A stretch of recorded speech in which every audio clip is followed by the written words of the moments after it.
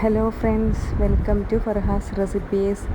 ഇന്ന് നമുക്ക് നല്ല ടേസ്റ്റി ആയിട്ടുള്ള ഒരു ഓണ സ്പെഷ്യൽ വിഭവമാണ് ഇവിടെ തയ്യാറാക്കാൻ പോകുന്നത്. എരിശ്ശേരിയാണ്. ഇപ്പോൾ നിങ്ങൾക്കെല്ലാവർക്കും അറിയാം.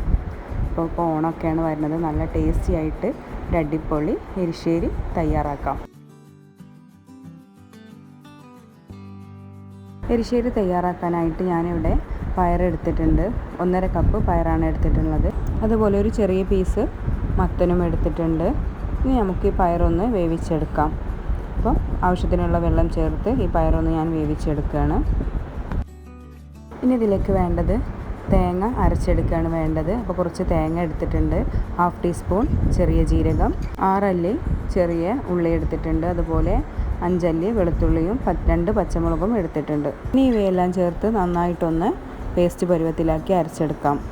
ഇനി ഇവിടെ ഒരു കടായി ചൂടാക്കി ഒരു 1.5 ടേബിൾ സ്പൂൺ വെളിച്ചെണ്ണ ഒഴിച്ചു കൊടുത്തിട്ടുണ്ട്. ഇതിലേക്ക് നമുക്ക് കുറച്ച് തേങ്ങാക്കൊത്തും കുറച്ച് തേങ്ങയും നന്നായിട്ടൊന്ന് വറുത്തെടുക്കുകയാണ് വേണ്ടത്. നല്ല ബ്രൗൺ കളർ ആകുന്നത് വരെ ഗോൾഡൻ ബ്രൗൺ കളറിലാക്കി വറുത്തെടുക്കുകയാണ് ഇത് വേണ്ടത്.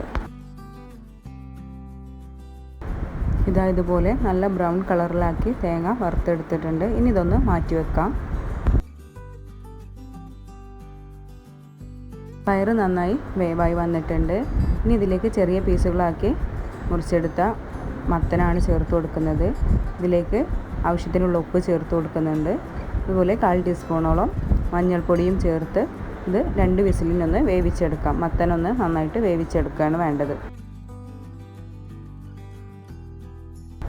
അപ്പോൾ മത്തനും പയറും വേവിച്ചെടുത്തിട്ടുണ്ട്. ഇതെല്ലാം കൂടി നന്നായിട്ടൊന്ന് മിക്സ് ചെയ്യാം.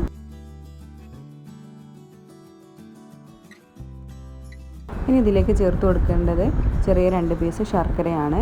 ഞാനിതിവിടെ ചേർത്ത് കൊടുത്ത് നന്നായിട്ടൊന്ന് യോജിപ്പിച്ച് കൊടുക്കുന്നുണ്ട്. ഇനി ഇതെല്ലാം ഒന്ന് നന്നായിട്ട് മിക്സ് ചെയ്ത് കൊടുക്കാം.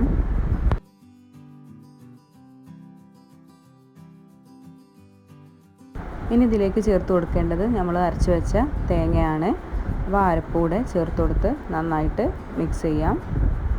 ഇനി ഇതിൻ്റെ ഫ്ലെയിം ലോ ഫ്ലെയിമിലാക്കിയിട്ട് വേണം തേങ്ങ വറുത്തത് ചേർത്ത് കൊടുക്കാൻ. നേരത്തെ വറുത്തെടുത്ത് വെച്ച തേങ്ങയാണ് ചേർത്ത് കൊടുക്കുന്നത്. അതുകൂടെ ചേർത്ത് നന്നായിട്ടൊന്ന് മിക്സ് ചെയ്ത് കൊടുക്കാം.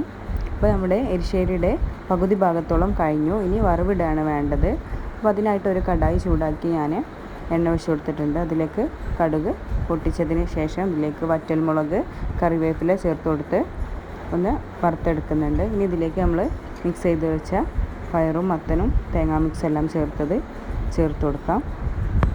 അപ്പോൾ നമ്മളുടെ ടേസ്റ്റി ആൻഡ് ഈസി ആയിട്ടുള്ള എരിശ്ശേരി ഇതാ റെഡി ആയിട്ടുണ്ട്. നല്ല എളുപ്പത്തിൽ തന്നെ തയ്യാറാക്കാൻ പറ്റുന്നൊരു വിഭവമാണ്. നിങ്ങളെല്ലാവരും ഒന്ന് ട്രൈ ചെയ്ത് നോക്കണം. Thank you for watching. Take care. By.